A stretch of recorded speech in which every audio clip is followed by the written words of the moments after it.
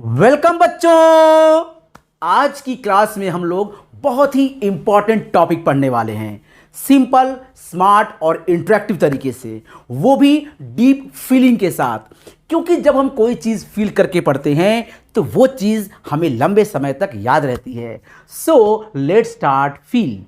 आज का टॉपिक है रीडिस्ट्रीब्यूशन ऑफ चार्जेस और loss of energy in redistribution of charges. मतलब यहां पे हम पढ़ने वाले हैं कि जब हम दो कंडक्टर्स को आपस में कनेक्ट करते हैं, दोनों कंडक्टर्स अगर चार्ज होते हैं और उन दोनों को कनेक्ट करते हैं तो चार्ज कैसे रीडिस्ट्रीब्यूट होता है, मतलब कैसे आपस में डिस्ट्रीब्यूट होता है। ठीक है, और जब डिस्ट्रीब्यूट होता है तो क्या होता है, एनर्जी का क्या एनर्जी लॉस होती है या एनर्जी गेन होती है। जबकि आप समझ गए होंगे कि यहां पर एनर्जी लॉस होती है। सो वो लॉस एनर्जी कितनी होती है हम ये भी निकालने वाले हैं। तो आज का टॉपिक हम लोग स्टार्ट करते हैं। सो पहला टॉपिक हमारा ले लेते हैं हम लोग, रीडिस्ट्रीब्यूशन ऑफ चार्जेस। ठीक है, यहां पर मैंने दो कंडक्टर लिया है जो दोनों कंडक्टर चार्ज हैं और इन्हें हमने कनेक्ट कर दिया है और देखते हैं इसका क्या होने वाला है। लेकिन इससे पहले मैं आपको एक कहानी सुनाता हूं।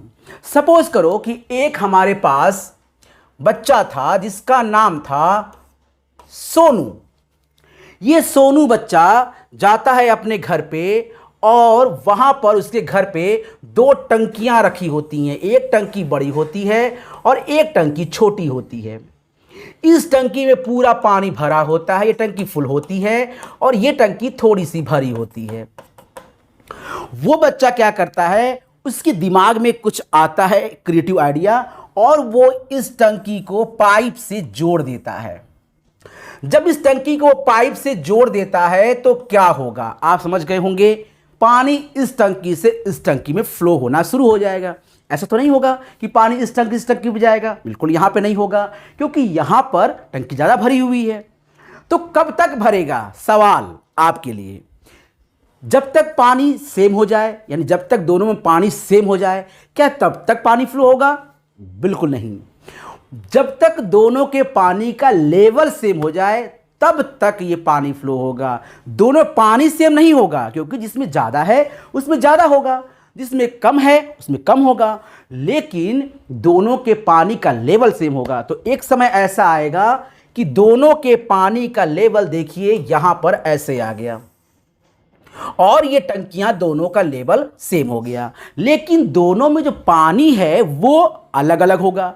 इसकी कैपेसिटी ज़्यादा है तो पानी इसमें ज़्यादा होगा और इसकी कैपेसिटी कम है इसमें पानी कम होगा, लेकिन कनेक्ट करने के बाद दोनों का लेवल सेम हो जाएगा। अब जरा इसी कहानी को इसमें कन्वर्ट करते हैं।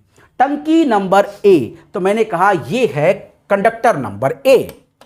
अब उसी तरह से टंकी नंबर बी, तो मैंने कहा ये है कंडक्टर हमारा बी। तो ये कंडक्टर हमारा बी, ये कंडक्टर ए। इसमें पानी था Q1, इसमें पानी था Q2। इसकी कैपेसिटी थी C1, इसकी कैपेसिटी थी C2। कहानी क्लियर? दो टंकियां मान लेते हैं या दो कंडक्टर मान लीजिए आप, ए और बी इनका नाम दे दिया मैंने।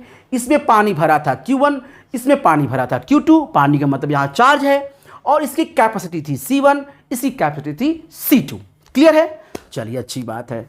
अब हमने क्या किया, इसे कनेक्ट कर दिया और चार्ज अब डिस्ट्रीब्यूट होना शुरू हो जाए, फिर से आपस में अरेंज होना शुरू हो जाएगा और इसका चार्ज धीरे धीरे इसके चार्ज में जाकर मिल जाएगा, मतलब इसमें चार्ज फ्लो होना शुरू हो जाएगा। कब तक फ्लो होगा? जब तक दोनों का चार्ज सेम हो जाए? बिल्कुल नहीं। जब तक दोनों का पोटेंशियल सेम हो जाए, मतलब दोनों का लेवल सेम हो जाए।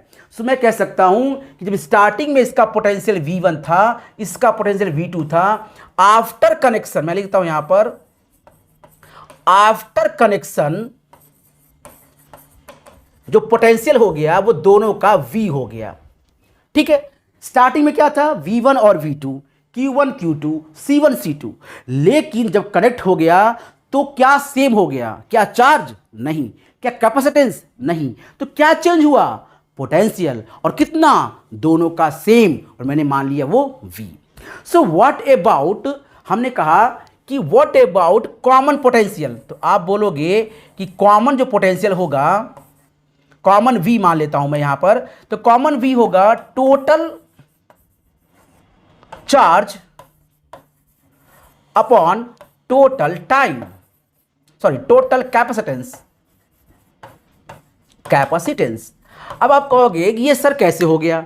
अब आप देखिए, आपको पता था Q is equal to CV होता है, तो आप यहां कह सकते हो कि Q1 is equal to C1V1 और Q2 is equal to C2V2। इसी फॉर्मूले से अगर आप V निकालो तो क्या आएगा? Q बाई C आ जाएगा। तो total charge upon total capacitance value कितनी आएगी? Q1 plus Q2 upon C1 plus C2।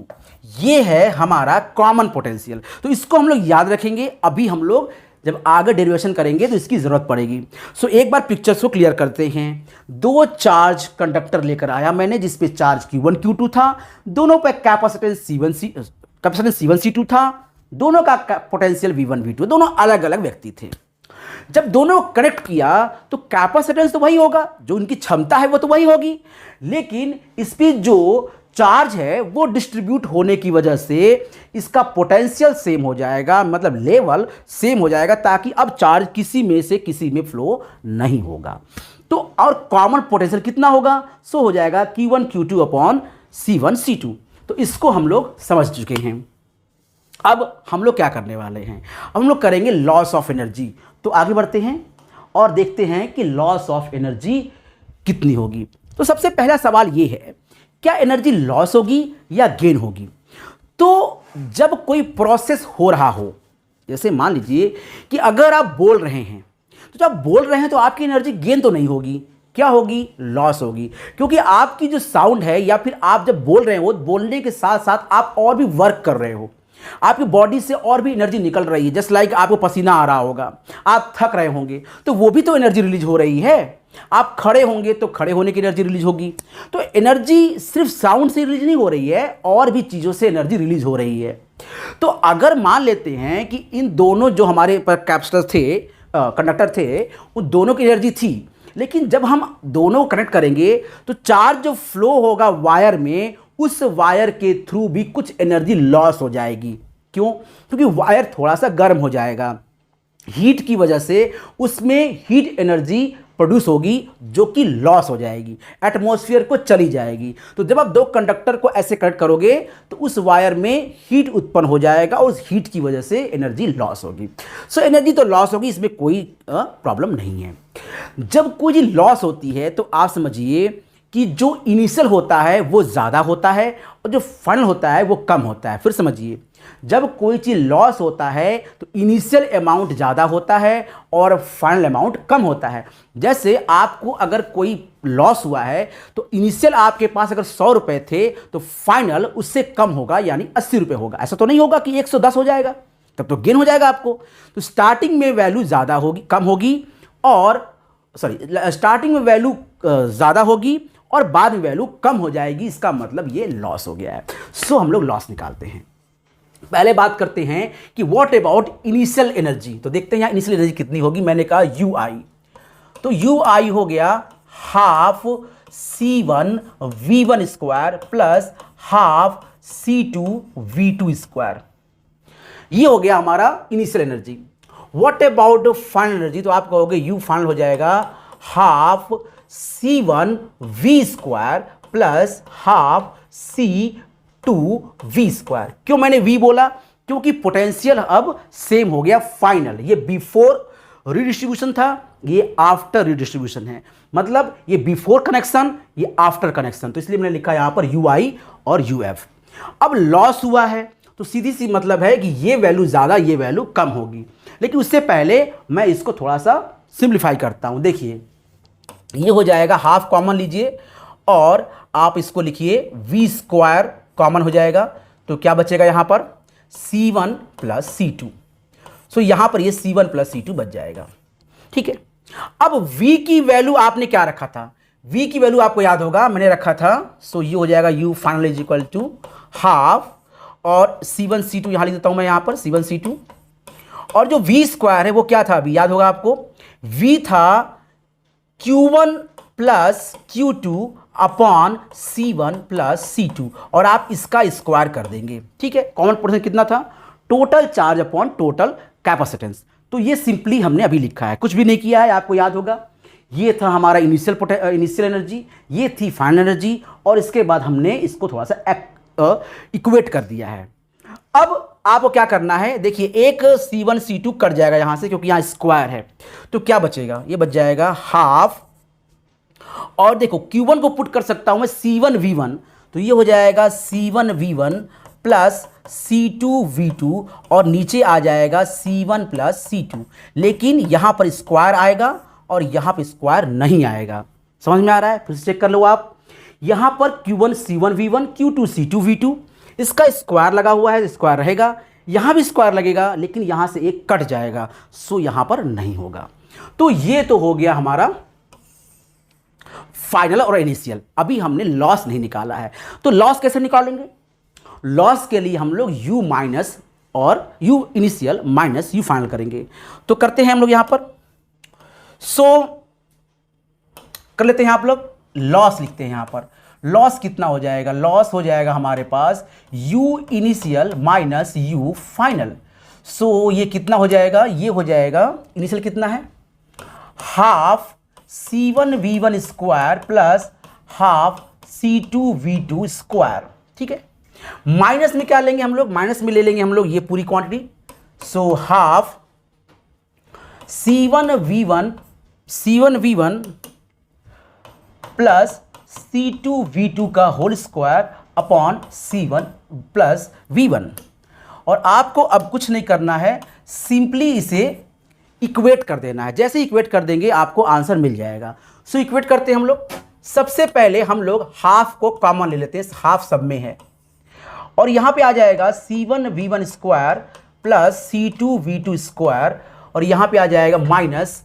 अब इसे ऊपर खोल लेते हैं, तो नीचे आ जाएगा C1 प्लस C2, और इसे ओपन करें तो ये बन जाएगा C1 V1 square, C1 square V1 square plus C2 square V2 square, plus यहां पे हो जाएगा, ओ माय गॉड, सो यहां पे हो जाएगा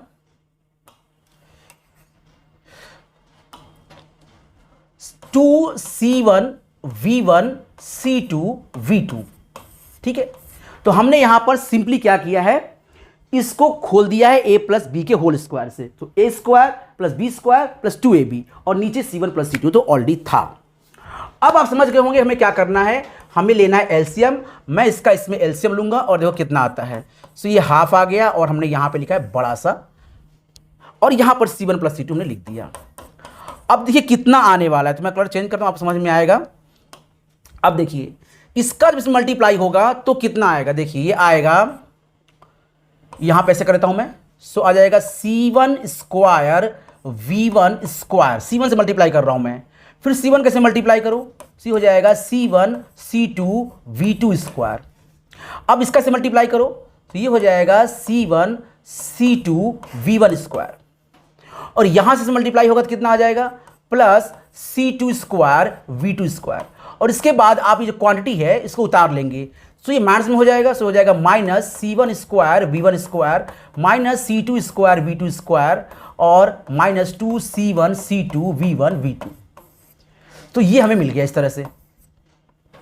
ठीक है, अब क्या करेंगे हम लोग, अब हम लोग इसको कुछ देखेंगे, कुछ कट रहा है नहीं कट रहा है। देखो C1 स्क्वायर V1 स्क्वायर इससे कट जाता है, C2 स्क्वायर V2 स्क्वायर भी ये कट जाएगा, और अब जो बचेगा वो लिख देता हूं उठाकर मैं। तो ये हो जाएगा हाफ, और यहां बच जाएगा C1 C2 V2 square plus C1 C2 V1 square minus 2C1 C2 V1 V2, और नीचे आ जाएगा C1 प्लस C2। सो बस आपका डेरिवेशन अब कंप्लीट हो गया है, इसलिए आखिरी स्टेप से पहले एक बार फिर से इसको समझ लेते हैं। थोड़ा सा मैथमेटिकल है लेकिन बहुत आसान है। सबसे पहले आपको लिखना है इनिशियल एनर्जी कितनी होगी, सो अलग अलग एनर्जी सम कर लेंगे। उसके बाद फाइनल लिखा गया, फाइनल में भी अलग अलग सम करेंगे, लेकिन उसमें कॉमन पोटेंशियल एक ही होगा, दोनों का पोटेंशियल V लिखेंगे। उसके बाद हम क्या करेंगे, यहां से V स्क्वायर कॉमन ले लेंगे, और V स्क्वायर की वैल्यू हम पुट करेंगे, जो हमने पहले पढ़ा था रिडिस्ट्रीब्यूशन ऑफ चार्जेस में कॉमन पोटेंशियल होता है Q1 plus Q2 upon C1 plus C2। इसको रखेंगे और Q1 को पुट करेंगे C1 V1 और Q2 पुट करेंगे C2 V2। इसके बाद देखिए कुछ कट जाएगा, जो बचेगा उसका हम लोग होल स्क्वायर ओपन कर लेंगे। ओपन करने के बाद सिंपली मल्टीप्लाई करेंगे यानी कि एलसीएम लेंगे और यहां पर जो चीज होगा वो कट जाएगा, जो बचेगा वो ये बचेगा। ठीक है, चलिए अब थोड़ा सा और हम लोग इसको सॉल्व करने की कोशिश करते हैं। सो अब देखिए क्या हो जाएगा। अब यहां पर जो आप देख रहे हो, यहां पर देखिए क्या हो रहा है। यहां पर जो हमारा बच रहा है उसमें C1 C2 कॉमन ले सकते हैं। हमने कहा C1 C2 कॉमन ले लेते हैं। सो क्या बचा, अब कॉमन बचेगा V1 square plus V2 square minus 2V1 V2 और अपॉन बच जाएगा C1 प्लस C2।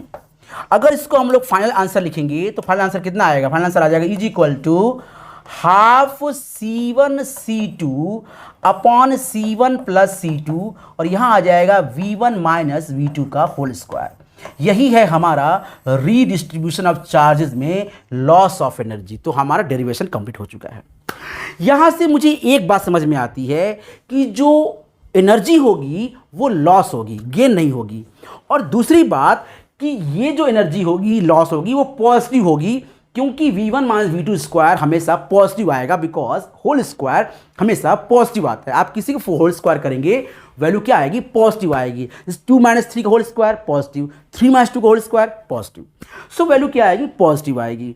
तो दो बातें समझ में आ गई, पहली कि रीडिस्ट्रीब्यूशन ऑफ चार्जेस में एनर्जी लॉस होती है और दूसरी जो लॉस एनर्जी होती है वो हमेशा पॉजिटिव होती है, एनर्जी माइनस नहीं होगी। चाहे V1 बड़ा हो या V1 छोटा हो, दोनों में कोई पोटेंशियल बड़ा छोटा हो, मुझे उससे कोई लेना देना नहीं है। इनका जो नेट एनर्जी लॉस आएगा वो पॉजिटिव आएगा और कितना आएगा, half C1 C2 upon C1 plus C2 और यहां पे आ जाएगा V1 माइनस V2 का होल स्क्वायर।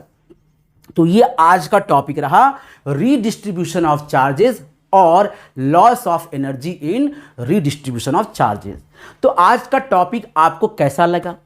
अगर फिर भी कोई चीज आपको नहीं समझ में आई हो, कोई भी यहां पर मैथमेटिकल चीज या कोई भी कॉन्सेप्ट थोड़ा सा भी डाउट हुआ हो, तो बेहिचक कमेंट में लिखिए, क्योंकि जब तक आपका डाउट रहेगा आपका कॉन्सेप्ट क्लियर नहीं होगा और फिर आप अपनी मंजिल तक कैसे पहुंचेंगे।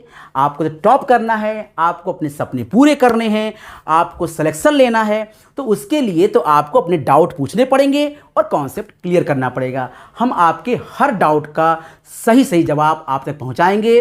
हर एक बच्चा मेरे लिए बहुत इंपॉर्टेंट है, इसके लिए हम कोई चार्ज नहीं करते, फ्री ऑफ कास्ट आपको अच्छी से अच्छी एजुकेशन, अच्छा से अच्छा नॉलेज, अच्छे से अच्छा कॉन्सेप्ट सिंपल, स्मार्ट और इंटरेक्टिव तरीके से पहुंचाते हैं, वो भी डीप फीलिंग के साथ।